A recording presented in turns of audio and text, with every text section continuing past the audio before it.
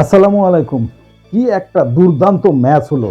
৬৭৪ রানের ম্যাচ, যেখানে ৩টা সেঞ্চুরি হয়েছে। শেষ হাসিটা কিউইরা হেসেছে। অসাধারণ ব্যাটিং পারফরম্যান্স করেছে আজকে নিউজিল্যান্ড। এবং যেহেতু আমরা জানি যে চ্যাম্পিয়ন্স ট্রফির ফাইনালে পৌঁছে গেছে ভারত, আসলে ভারতকে বিট দেওয়ার মতো একটা দলে আছে, সেটা কিন্তু নিউজিল্যান্ড। সাউথ আফ্রিকার আসলে যে পারফরমেন্স, তাতে করে ইন্ডিয়াকে বিট দেওয়া এত সহজ ব্যাপার নয়। যদিও দুবাইতে কিন্তু রবিন লিগে যে ম্যাচটা ছিল নিউজিল্যান্ডের ভারতের সাথে, সেখানে কিন্তু নিউজিল্যান্ড হেরেছে। তারপরও যে যেমনটা পারফরমেন্স নিউজিল্যান্ড করেছে আজকে, ও ভাই, ফাটাফাটি অবস্থা। এই পারফরমেন্সের ছিটে ফোটাও যদি ভারতের সাথে ফাইনালে দেখাতে পারে নিউজিল্যান্ড, তাহলে কিন্তু ভারতকে বিট দেওয়ার একটা চান্স কিন্তু থাকছে। হাড্ডাহাড্ডি লড়াই যে হবে ফাইনালে, সেটা পরিষ্কার বোঝা যাচ্ছে। তবে ম্যাচটা দুবাইতে হবে, এটা আসলে নিউজিল্যান্ডের জন্য একটু ব্যাড লাক। আজকে পাকিস্তানের মাটিতে যা করেছে নিউজিল্যান্ড, একেবারে সাউথ আফ্রিকার বোলারদের তুলোধনা করে ছেড়ে দিয়েছে। অসাধারণ ব্যাটিং পারফরমেন্স করেছে রবীন্দ্রা এবং তার পাশাপাশি কেন উইলিয়ামসন। কেন উইলিয়ামসন কিন্তু দুর্দান্ত ফর্মেও আছেন, এবং তার সেই ফর্মটা মিলিয়ে আজকে দুজনে মিলে যে পার্টনারশিপটা করেছে, ১৬৪ রানের একটা দুর্দান্ত পার্টনারশিপ। এই পার্টনারশিপের উপর ভর করে আসলে ৩৬২ রানের একটা বড় স্কোর দাঁড়ান করিয়ে ফেলেন নিউজিল্যান্ড। অথচ এই নিউজিল্যান্ডে যখন ইয়াং আউট হয়, তখন কিন্তু ৭.৫ ওভারে নিউজিল্যান্ডের রান মাত্র ৪৮। তখন কে ভেবেছিল যে ৩৫০ প্লাস রান করবে নিউজিল্যান্ড। অসাধারণ ব্যাটিং করেছে রবীন্দ্রা।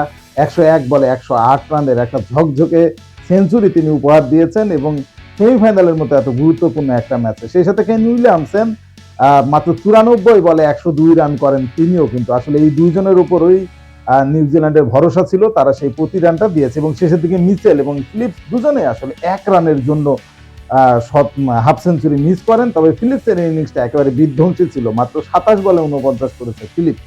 সব মিলিয়ে আসলে ৩৬৩ রানের টার্গেট চেস করতে নেমে কখনোই আসলে সাউথ আফ্রিকা স্বাচ্ছন্দ্যে ছিল না। তবে ডাসন এবং বাবুমা, ক্যাপ্টেন, এরা দুজনে মিলে আসলে চেষ্টা করেছে। দুজনে মিলে ১০৫ বলে ১০৫ রানের একটা পার্টনারশিপও করেছিল। কিন্তু যখনই আসলে পার্টনারশিপটা ভেঙে গেল, শেষের দিকে গিয়ে দরকার ছিল পার্টনারশিপ, সেটা হয়নি। তবে তবে তবে সেঞ্চুরি উপহার দিয়েছেন ডেভিড মিলার। শেষের দিকে বোঝা যাচ্ছিল যে ম্যাচটা সে হালই ছেড়ে দিয়েছে, কারণ তার ব্যাটিং এর ভাব দেখে বোঝা যাচ্ছিল যে ম্যাচটা চেস করার দিকে সে যাচ্ছে না। এখন নিজস্ব গতিতে এগোনো বা নিজের সেঞ্চুরিটা যদি করা যায়, বা রানের ব্যবধানটা যদি হারানো কম হয়, সেটার দিকে নজর দিয়েছিল আসলে মূলত ডেভিড মিলার। দেখে শুনেই খেলেছেন এবং দুর্দান্ত এক সেঞ্চুরি করেছিলেন। বলছিলাম যে ৩টে সেঞ্চুরি হয়েছে, দুটো নিউজিল্যান্ডের, এবং ডেভিড মিলার মাত্র ৬৬ বলে ১০০ রান করে সে নট আউটও ছিল। তবে এই সেঞ্চুরিটা আসলে কোনো কাজেই লাগলো না সাউথ আফ্রিকার। তারা আবার সেই চোকারচি থেকে গেল। বড় ম্যাচে আসলে তাদের পক্ষে ম্যাচ জেতা সম্ভব হচ্ছে না। ডেভিড মিলার ১০টা ৪ এবং ৪টি বিশাল ছক্কা হাঁকিয়েছেন আজকে।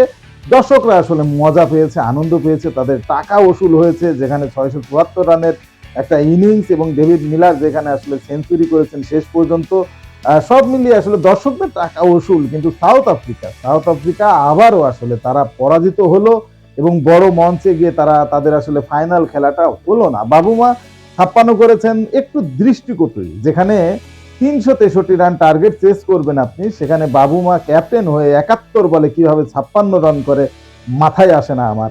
একেবারেই মানে টেস্ট ক্রিকেটের মতো খেলেছে। আর ডাসন ৬৬ বলে ৬৯ রানের একটা ইনিংস খেলে। মূলত এই ৩টে ইনিংসের উপর ভর করে শেষ পর্যন্ত, শেষ বল পর্যন্ত প্রতিরোধ করে ৩১২ রান তুলতে পারে সাউথ আফ্রিকা, এবং ৫০ রানে পরাজিত হয়ে তারা কিন্তু চ্যাম্পিয়ন্স ট্রফি থেকে বিদায় নিল। মূলত আসলে প্রথম যেই সেমিফাইনালটা ছিল, সেখানেও আসলে ভালো লড়াই হলো না। একদিক থেকে ভারতই কিন্তু এক পেশে চলে গেল, আবার আজকের ম্যাচটাতেও আসলে তেমন লড়াই হয়নি। এক পেশে মতো করেই আসলে হয়ে গেল ম্যাচটা। তবে যেমনটা ছিল তাতে ভাবছিলাম হয়তো শখানেক রানে হারবে, সেটা হয়নি। সেটা আসলে ডেভিড মিলারের জন্য। সব মিলে নিউজিল্যান্ডের জন্য শুভকামনা রইল, ভারতের জন্য শুভকামনা রইল।